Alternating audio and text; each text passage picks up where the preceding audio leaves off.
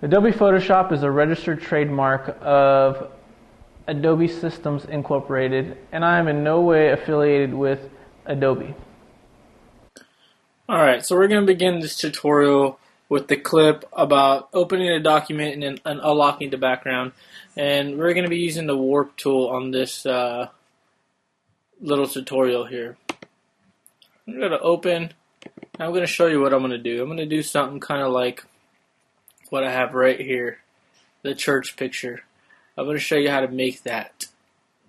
I'm going to show you how to make the tape. I'm going to show you how to make that curl and how to make it look realistic.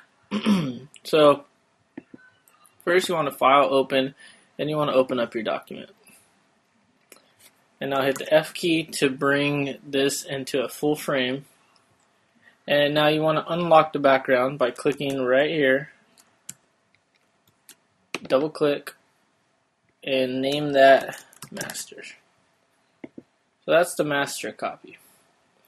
If you want to hit Control J, you can actually hide this bottom one and work on this copy layer. That way you always have this bottom one over here for reference, just in case you mess up. So now that we have this image alone by itself, what we want to do is we want to actually shrink the image just a little bit.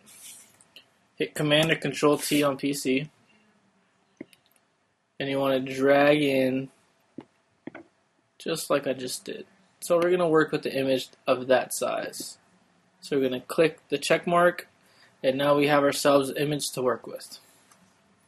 And we're going to move on to the next part of the tutorial.